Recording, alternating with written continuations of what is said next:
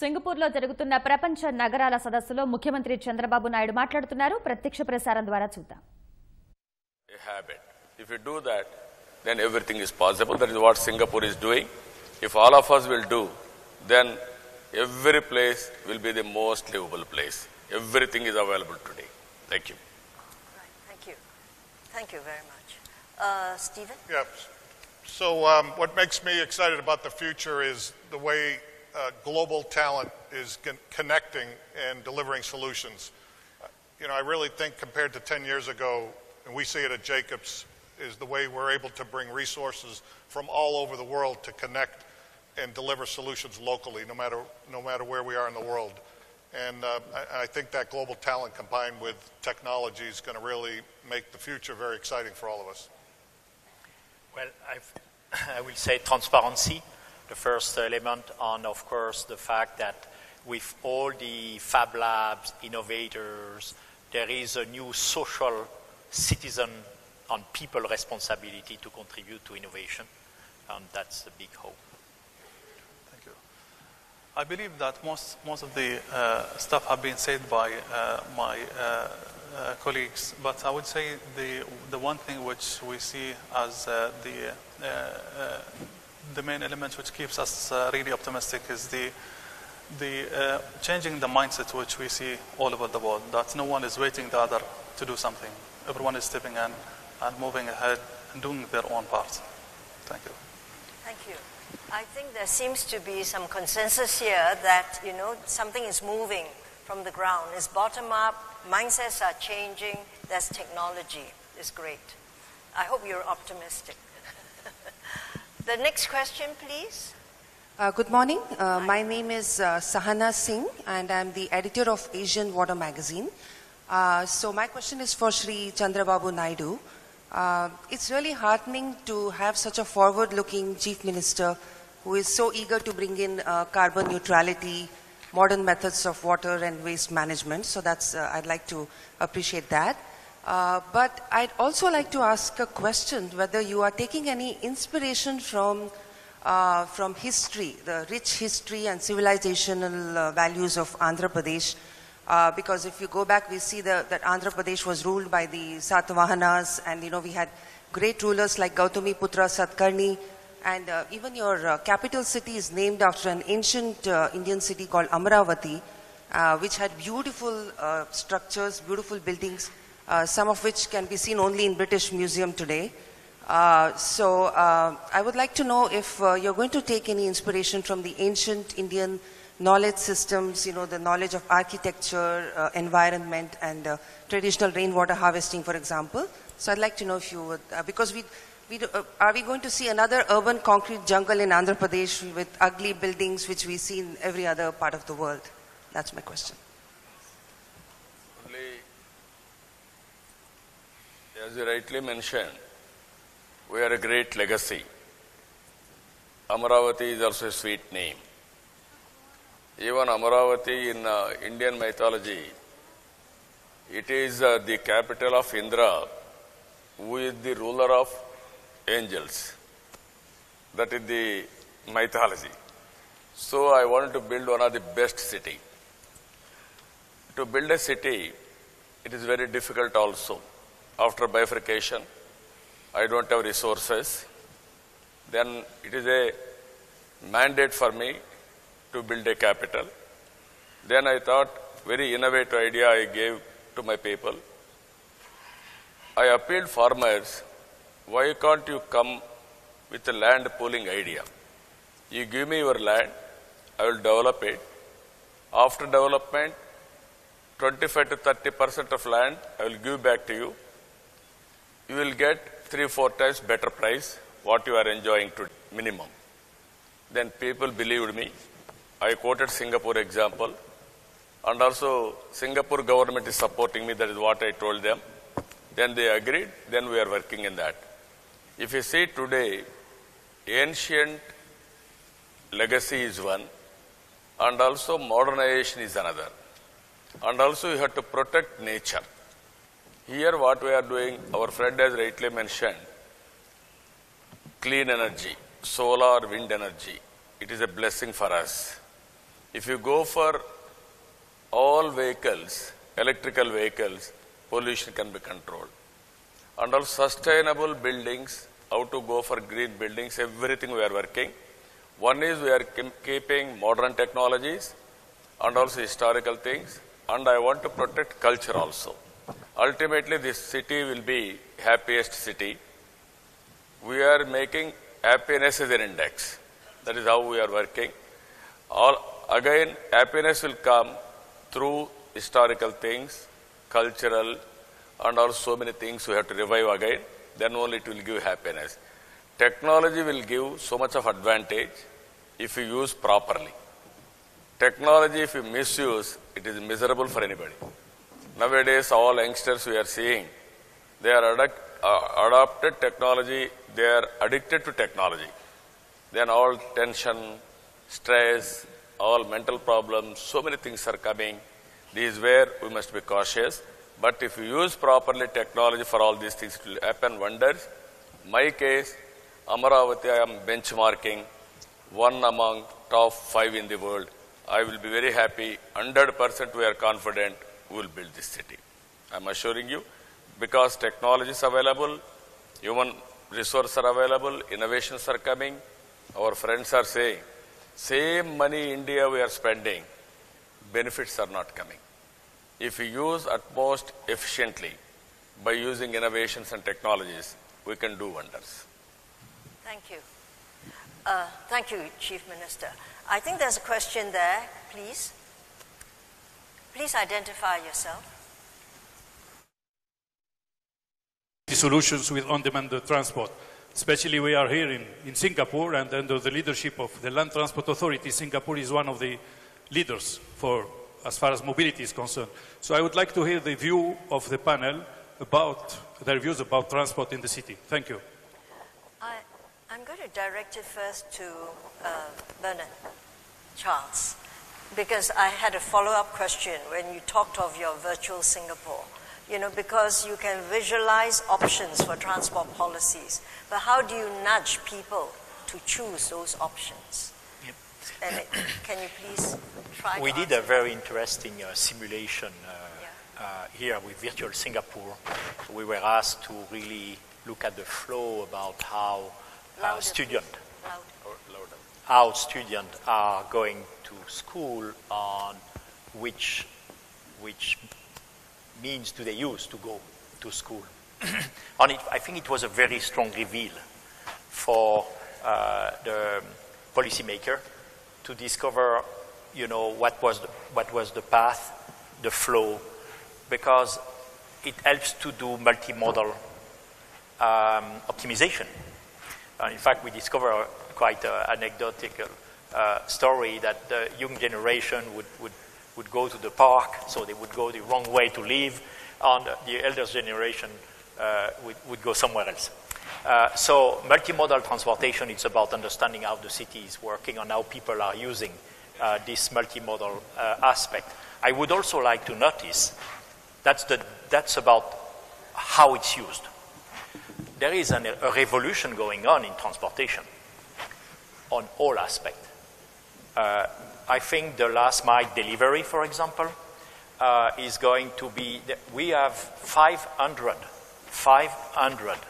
new e-mobility projects going on, whether it's drones, electrical airplanes, of course, obviously electrical robots, cars, but it will become robots this is happening today. And those programs are going on, and they are changing the landscape about how those services could be provided. And our platform is used for this, because this is about cyber, not cyber security, but cyber in terms of system availability within city. And the third point I would relate to is the fact that aside of metro, the city has always been seen and observed in 2D. And there are a lot of misuse of the fact that it's a space. And therefore, the Z dimension is very important and could be a significant factor to improve underground services. Not many cities understand the underground architecture. Things are there because they are there for years.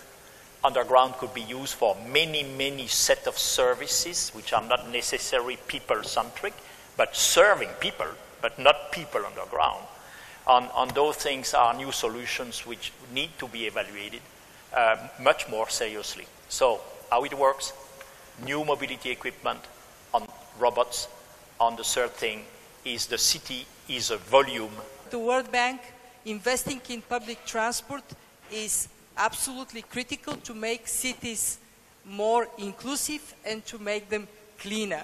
And a big chunk of our portfolio goes for rail. Actually, the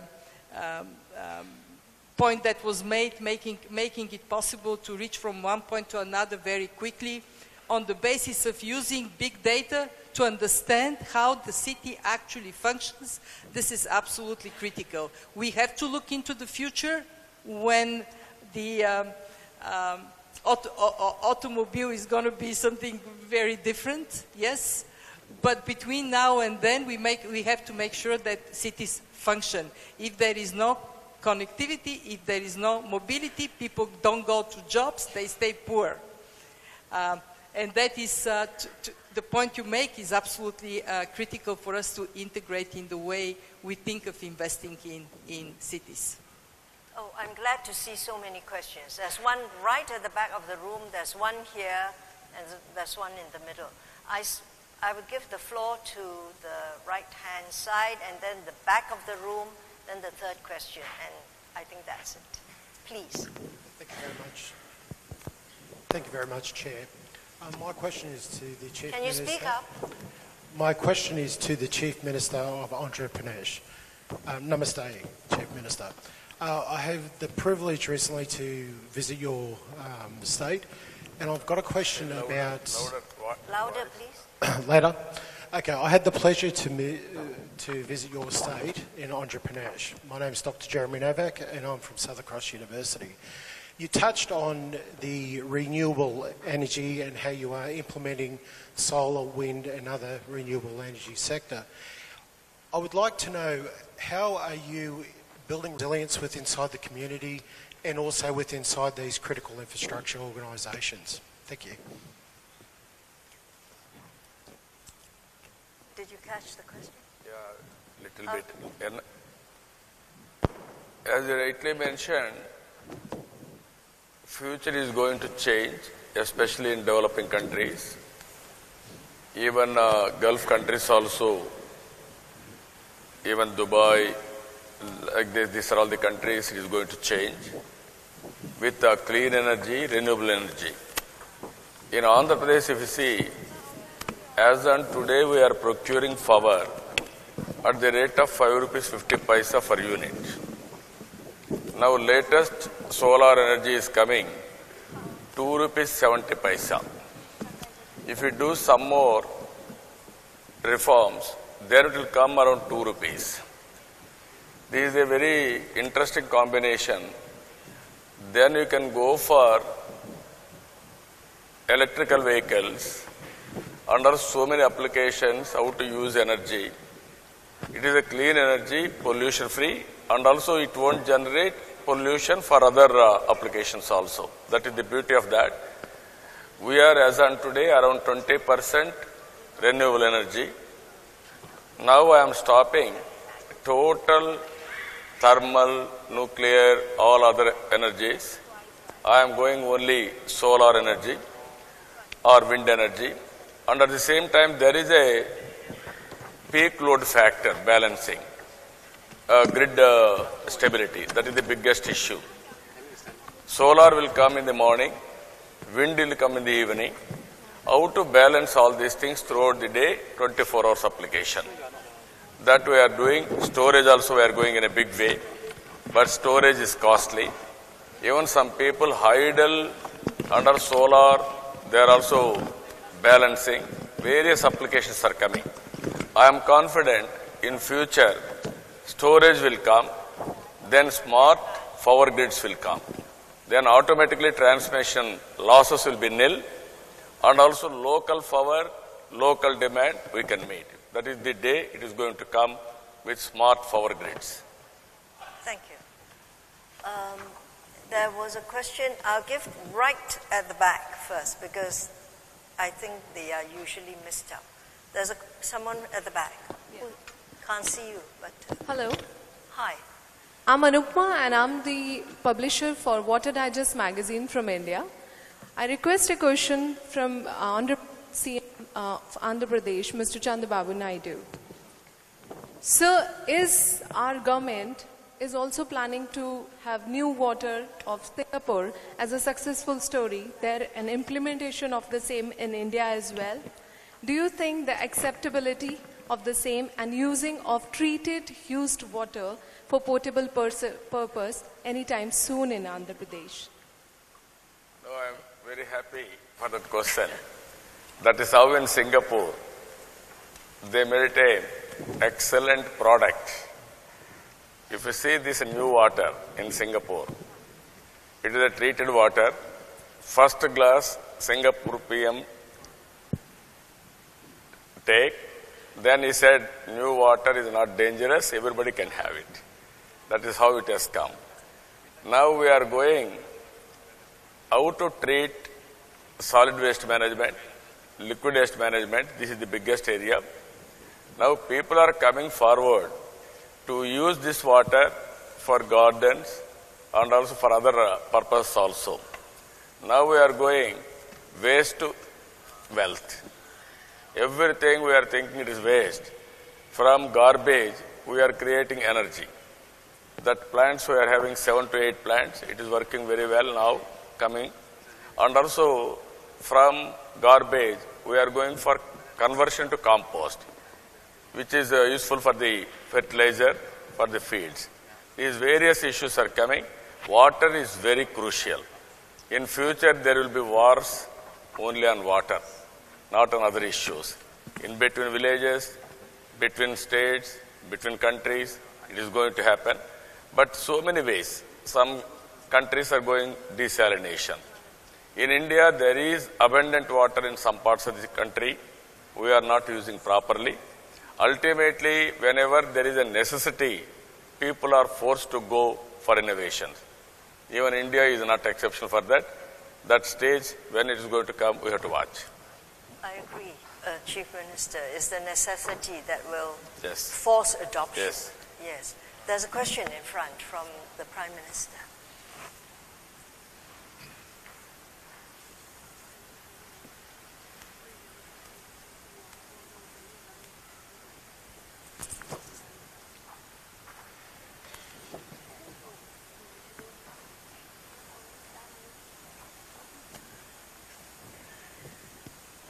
Prime Minister Ranil. The question is to the Honorable Chief Minister. My name is Bhaskar and I'm from Coimbatore. The World Bank chief mentioned 2 pertinent points. Now, there are huge investments required on the infrastructure sector. And how do we make it attractive for the private investors to also chip in so that the cities are able to reach their goals faster? Now, in India, the SPV is formed under Smart Cities Mission. They are meant to attract the private investment. The central government gives a lot of grants. The state government also gives its share. That has to be used to leverage as equity and make the private partners to participate in the holding company, what we call as Smart City Limited. And that would have really given us much headway. In fact, the Urban Development Ministry Can you give us the question, told me, please? yeah, the question is, why is it not happening? The government at the local level lack leadership, and the second point is they are using that as another department of the government rather than using it as an independent company, a corporate company, to reach our goals. As you rightly mentioned, India also is moving public-private partnership in all programs, not only one program.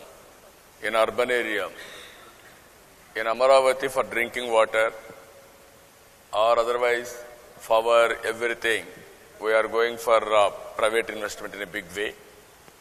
Somewhere we are going different models, either PPP model or hybrid annuity.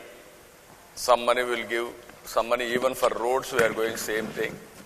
Under so many areas, even service operators we are engaging, even cleaning is service operators, even drainage maintenance is service operators. Like that we are going even street lights. We are going now LED bulbs. One innovative idea, I am telling all of you, all mayors are here. In Andhra Pradesh, we had cyclone 3 years back, 2.5 years back. One city was totally destroyed with street lights, even poles, everything, electrical poles. Then I had a brainstorming session. Somebody suggested me, why can't we go LED bulbs? Then immediately I asked them what is the saving. Then I negotiated 30% what I am spending today I have saved. Remaining 70% I have given to them for 10 years maintenance without spending one pi. What I am spending today I have saved, 30%, remaining money I have done. All urban areas we have gone, rural areas LED bulbs we are going. If entire country is adopting now, if everybody will do 35 to 40,000 crores saving, that is nearly 6 to 7 billion US dollars in one saving, that is energy saving. So these are all innovative ideas are coming. Ultimately, any better service for the citizen, we have to go public-private partnerships, various formats. It may be outsourcing, it may be PPP, it may be BOT, so many things. We are moving in the direction. It is giving very good results. Thank you. The last question will go to the middle of the room. Hanne Christensen from the Rumble Group. Thank you for a very inspiring dialogue today. I believe that most of us here in the room that we are really inspired and will go back and do what we can to reach this